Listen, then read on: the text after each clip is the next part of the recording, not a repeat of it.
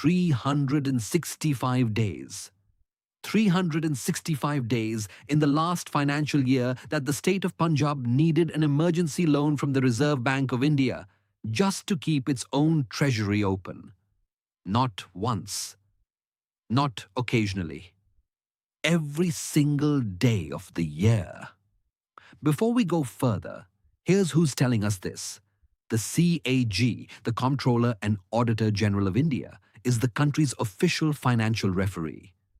It's a constitutional watchdog whose only job is to independently audit exactly how every state spends public money and report back to Parliament and to the public.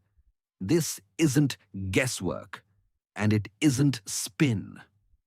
Every number in this video comes directly from the CAG's State Finances Report for 2024 to 25. So when we say Punjab needed a bailout every single day of the year, this is the government checking its own homework and publishing exactly what it found. To understand why, you need one term. WMA, Ways and Means Advance.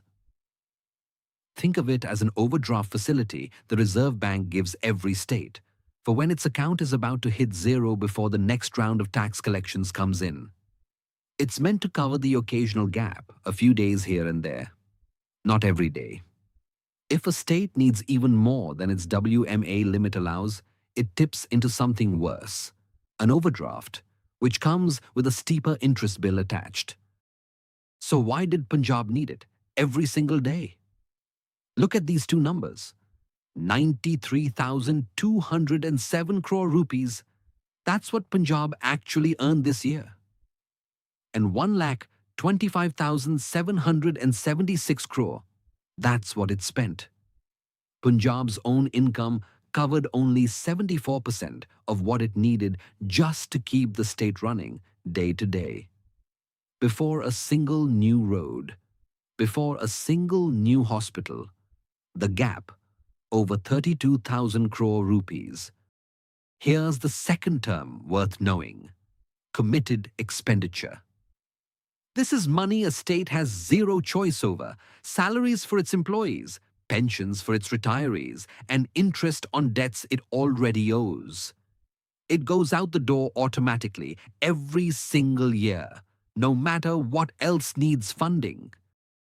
In Punjab's case, 22% of its entire budget goes to salaries alone, 15% to pensions, and 19% just to pay interest on old loans. Not to build anything, just interest. Add those three together, and 56% of every rupee Punjab spends is already gone before a single new service gets funded. Now add subsidies on top of that.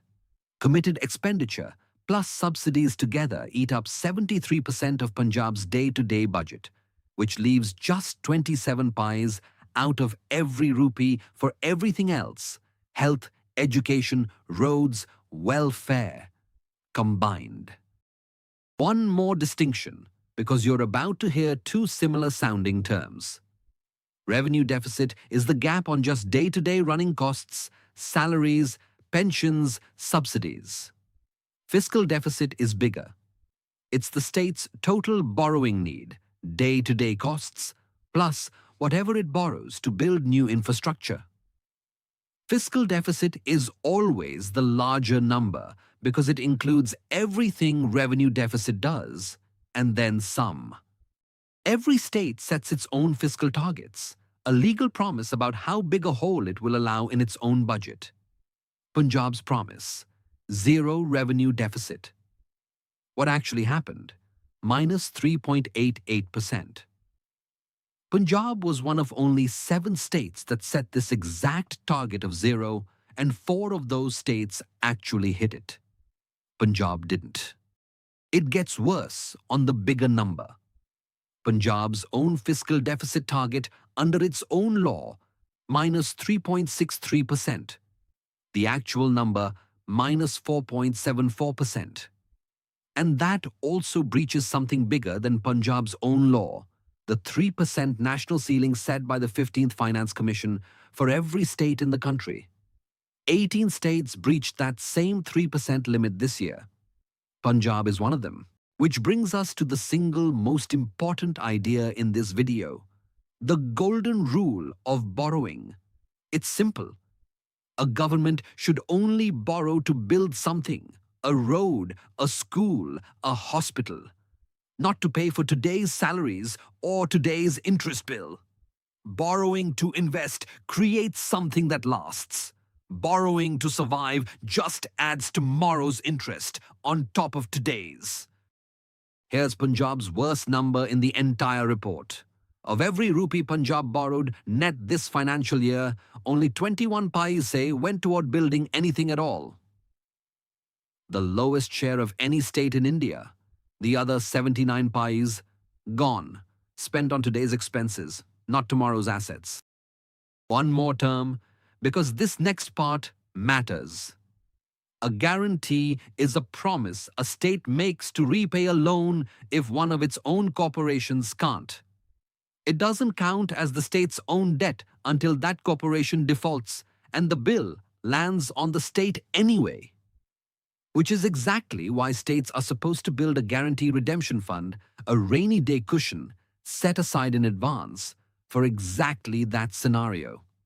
Punjab set up its guarantee redemption fund in 2007, 18 years ago. Contributed to it since then? 0 rupees. Not a single one. The fund exists on paper. There is nothing in it. So where does all of this leave Punjab? Public debt, 39.89% of the size of its entire economy. Total liabilities, that debt plus smaller obligations like provident funds, 45.31%. That makes Punjab the second most indebted state in India by public debt and the third most by total liabilities. Out of 28 states. 2 more cracks worth mentioning. Punjab still has 2,399 crore rupees in advances, called AC bills, or abstract contingent bills, that remain unverified at year-end. Money drawn from the treasury with no paperwork yet filed to prove what it was actually spent on. That's the 5th highest amount of any state in the country. And Punjab's subsidy spending flips the national pattern entirely. Nationally, energy subsidies outweigh agriculture subsidies, 43% to 30%. In Punjab, it's the other way round. Agriculture leads at 52%, energy trails at 35%. 365 days of borrowing just to survive the year.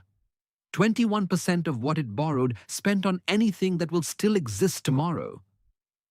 0 rupees saved for the guarantees that could still come due.